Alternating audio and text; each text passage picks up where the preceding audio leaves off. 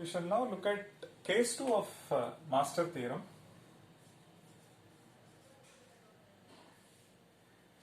So we saw recurrence relations of this type. T of n is equal to 2t n by 2 plus n. Then when we looked at the computational tree, we saw that at the root it was n, next level it was n by 2, like that it was there, and the contribution from the first level it is n, second level it is n, like that it was moving along, and at the last level there were n leaves and the cost from each of them is a constant. So it was n into number of levels, which is log n base 2 plus 1. So subsequently we concluded that solution to the recurrence is n log n. Correct? Similar thing one can observe for recurrence relations of this type. Suppose t of n is 4t n by 2 plus say n square. You can see that at the root it will be n square. Then there will be 4 subproblems, each of size n by 2, and the cost incurred at that node would be n square by 4, n by 2 the whole square, which is n square by 4, n square by 4, n square by 4. So like that, the next level if you see, you will see that it will be n square by 16 and so on. Then the contribution from this level is n square. This is 4 into n square by 4, again n square.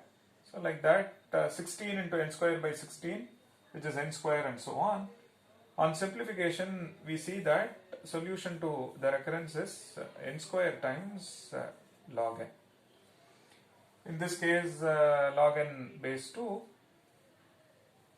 Suppose t of n is say 16t n by 4 plus n square.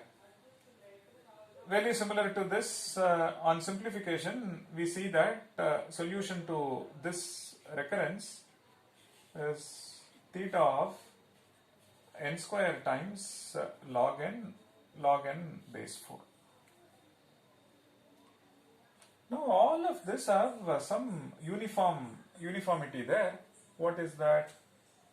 So what case 2 of master theorem says is, if f of n is theta of n power log a base b, which means the asymptotic growth of f of n and contribution from the leaf nodes n power log a base b, it is one and the same, then the theorem says then the solution to the recurrence is theta of n power log a base b times the number of levels, which is log n base b, or it is t of n is equal to theta of f of n times log n base b. Fine? And this is clear from at least these 3 examples. Let's verify. Let's verify with respect to each of this.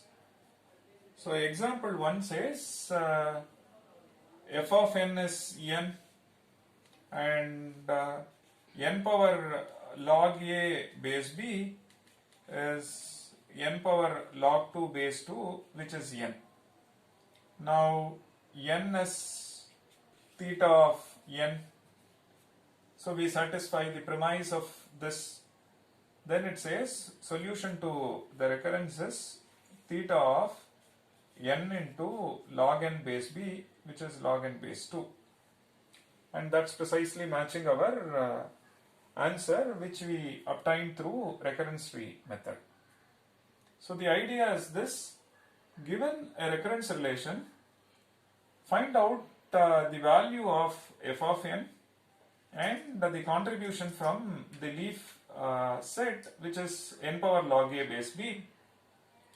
And if the asymptotic growth is same, then we are falling into case 2. If that's the case, then the solution to the recurrence is f of n times the number of levels, which is log n base b. Let's verify for the second example. F of n is n square and n power log a base b is n power log 4 base 2, which is again n square. So asymptotic growth of this and this are one and the same. Then the theorem says solution to the recurrence is n square times log n base 2, which is matching our answer, and that we derived through the recurrence tree method.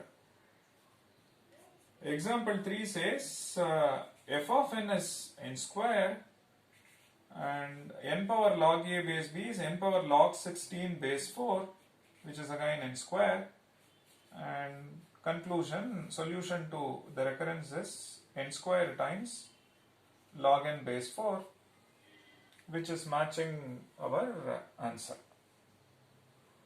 So the idea is this: you look at two quantities f of n and n power log a base b.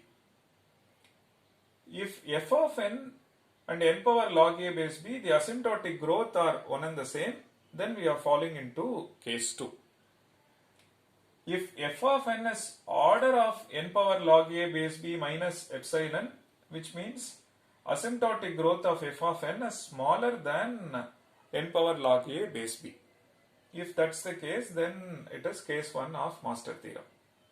Our next case is asymptotic growth of f of n is faster than the asymptotic growth of n power log a base b. If that's the case, what would be the solution to the recurrence? And one can also cross verify with the recurrence tree method for example number 3, and you can take a couple of more examples where the growth of f of n and n power log a base b are one and the same. And if you experiment with a couple of case studies, you will see that contribution from each of this is n square. So when you sum this, naturally you will include the number of levels in the picture. That's precisely what the theorem is also saying.